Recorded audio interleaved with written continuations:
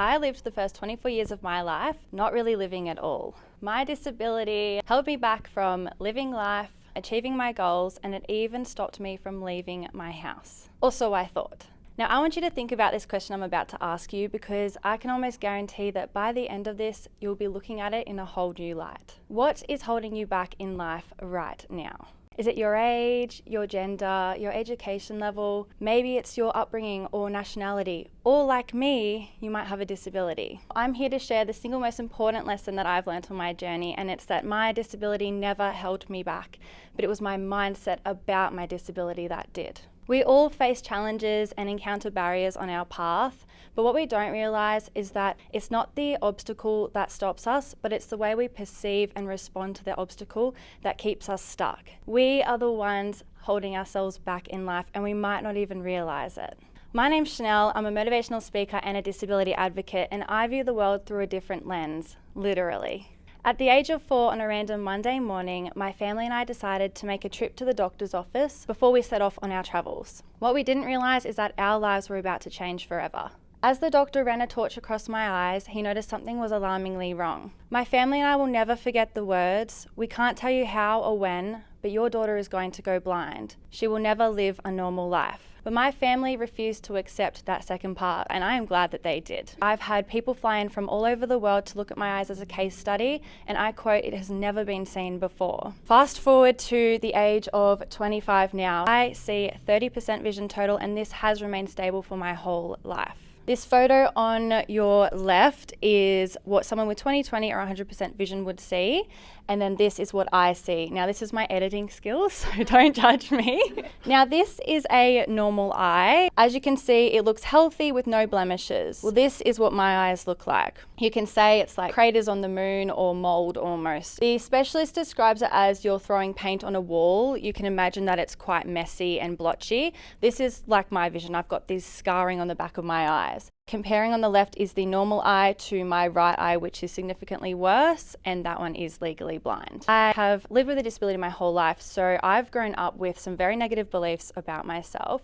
But not only that, it's facing the discrimination from society, the stigma around disability. Now, people with disability, we face lots of barriers on our path. These are just some of the barriers that I face with disability myself, but you can imagine that from these barriers, even just listed here, 48% of people with disability also report experiencing anxiety with their condition. Now, a negative belief, we all have them. They stem from our childhood usually. So it forms about 0 to 7 years old, and it normally comes from an experience that we've gone through. Because we're so young, our brains are like sponges, so we take everything in around us, but we can't factor out the negative things. So for example, getting a diagnosis at the age of 4, I was taking in everything around me, from parents being upset with the diagnosis and the way that I felt, knowing that I was different to everyone else, all of my peers in kindy and the young grades. I just developed these negative beliefs that something was wrong with me, I was defective, and I just wasn't good enough. As we grow through life, every time we experience something negative,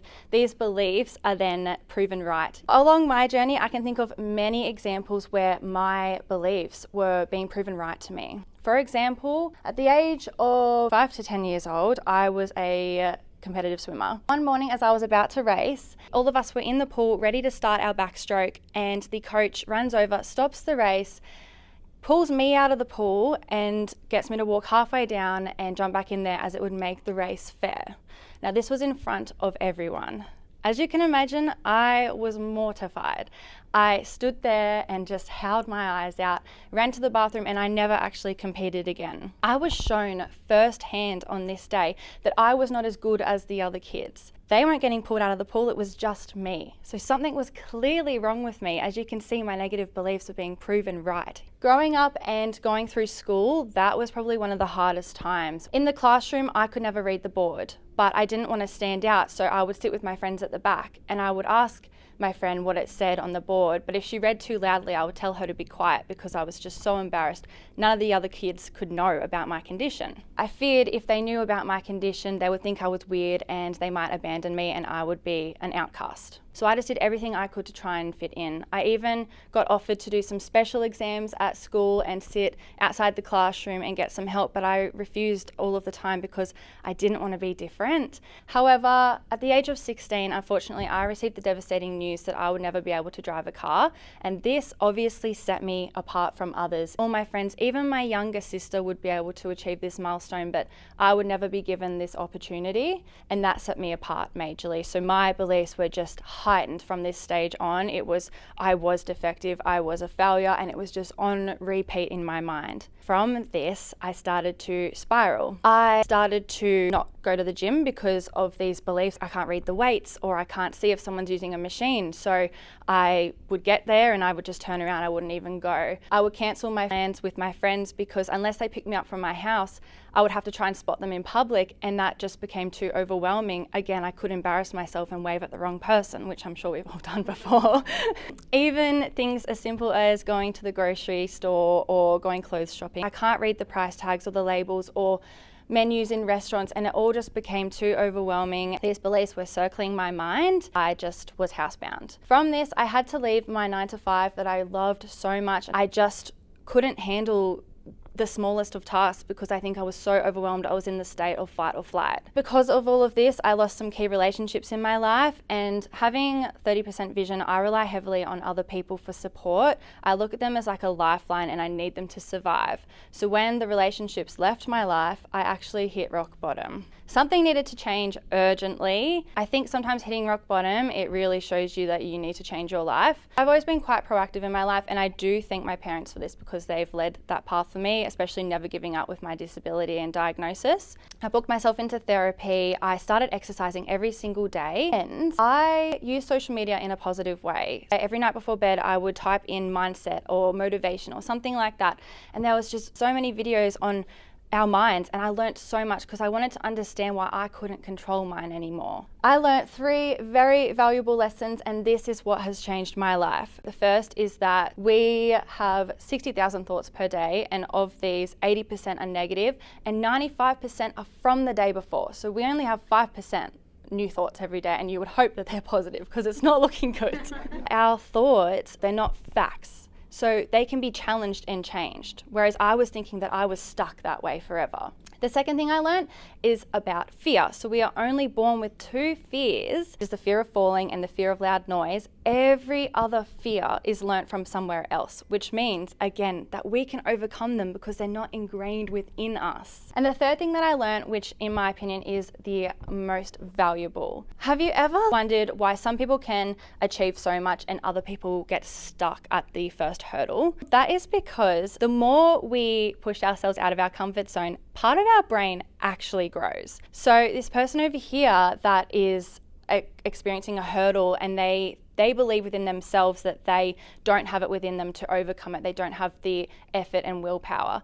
However, someone over here that has, like an athlete, for example, they come to that hurdle and they have an ingrained belief within them that they can actually overcome that. They've got the strength, they've got what it takes, and then they constantly push themselves over and out of that comfort zone. The athlete, for example, have grown part of their brain, so now they know when they come to a hurdle on their path, they have what it takes to get over it, and then that's why they think that they can achieve much harder things. Whereas this person back here that's not pushing themselves out of their comfort zone stays stuck, and that is exactly where I was. So knowing all of this information, I knew that it was time to change my life, and this is how I was going to do it. A few weeks later, I found myself traveling on a plane to New Zealand by myself, where I would spend the snow season. But New Zealand changed my life. I challenged myself every single day. I challenged my negative beliefs, and I proved to myself that I could do the things I thought were impossible for me. I had no choice but to go grocery shopping, but to navigate a whole new town, make friends, get a job, cook, clean. I had to do everything. I had no choice. But that is where I was pushed out of my comfort zone, and as I just mentioned, that part of my brain began to grow. Doing all of this stuff, I really showed myself that it was me that was stopping myself, because my eye condition has been the same my whole life. Nothing has changed there. It's my mindset that's changed. I even taught myself how to snowboard. And what a sight this would have been for the people of Queenstown. But I was doing everything. Don't get me wrong, there were lots of challenges on my path and I did face hurdles every single day. I had a battle between self-doubt and self-encouragement while sitting on the bus or going shopping, strapping into my snowboard. I had to talk to myself during every activity saying, "You've got this, you are so capable." But from that, I built up so much self-trust and acceptance. And I realized that I was enough all along. I just had to, be shown that through my actions. I learnt that I am capable, I am not defective, and I am good enough. And you can see here that this is in contrast to the beliefs that I had before. But it was just because I was pushing myself every single day that I now know, I have a belief that anything that comes my way, I can get over it, I can get through it. And that is simply from pushing myself out of my comfort zone. And I showed myself that yes, it was never my disability that held me back, but it was my mindset about my disability that did. It's been a year since I have come back from New Zealand and about a month or two since my last New Zealand trip, which again, I went by myself. I now share my message on a stage through a microphone to help other people and show that 9 times out of 10, we are the barrier that is stopping ourselves. Since New Zealand, I've graduated from university. I've won awards for my advocacy work.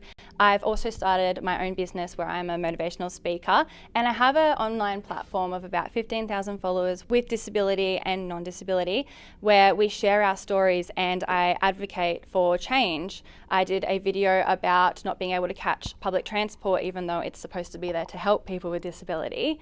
I still can't catch it because I can't read the bus numbers. And a news outlet has picked this up and there's now an article about it. Employment has been the biggest challenge that I face with disability, and along with the transport video, I also did one about not being able to find a job, which over 600 people have commented on and shared their similar experiences as well all over Australia. Now you can see here some statistics. So there is just over 50% of people that are in employment with disability compared to 80% of people without disability. If we actually look at it, I wonder what the employment is actually like and the standards are like for people that are in those roles. So for me in my jobs, which you'll hear about in a second, it was not the best environments. I didn't have support. I feel like I couldn't talk about my condition and things like that. So this is, in my opinion, one of the biggest things that I have struggled with and continue to struggle with to this day. I leave my condition off my resume. I actually have 2 resumes, one called retail and one's called disability because it mentions my disability and my condition. The other one doesn't. I send the other one to jobs, for example, in retail or things like that when I am so desperate and feel like I really just need a job now. So after I left school, I got a job in a shoe store.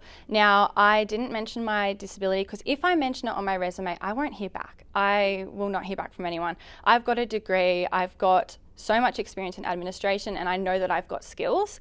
But if I mention it on my resume, I never get a call back. However, in this one particular instance, I sent the retail one in and I actually got the job. Now, I could do everything in this job. However, I couldn't read the numbers on the shoe boxes when they're stacked up this high in the back room. A few weeks in, I asked my boss if I could either use my phone to zoom in or I have like a lot of magnifying devices if I could use them. To which she replied if she had known about my condition, she would have never hired me. The next 2 years, I did not work. All my confidence was gone. I was like, no one's going to want to accept me, which is why I've turned to the disability sector. I'm so passionate about it, so I couldn't be more grateful. And I think that's the way it was going to go for me anyway. But unfortunately, I feel like a lot of people with disability feel like we have to be in that sector because they are the only ones that are going to accept us. So I am doing all I can with my advocacy to try and change this. This is where I want to talk about leadership and the theme of today and all of you guys who work in this sector. So as I mentioned, we face so many barriers on our path, but it's people like you that really help us and guide us through this. As I mentioned, I had support from therapists, from families, from everything like that, but some people might not have that, and you might be the only people that people with disability come in contact with, and that is so important to feel supported, to feel motivated and encouraged.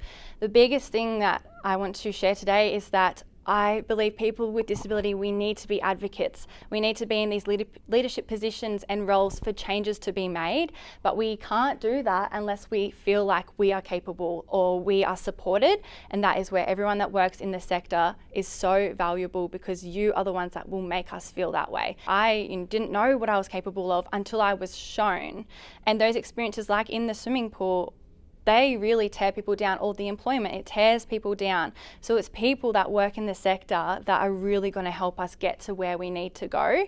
And I strongly advocate for people with disability to push for change. What I have learned on my journey is that yes, I may not drive a car, but I am always in the driver's seat of my life. We all are. And I really urge people to share this message around and really encourage people, because that is the only way forward.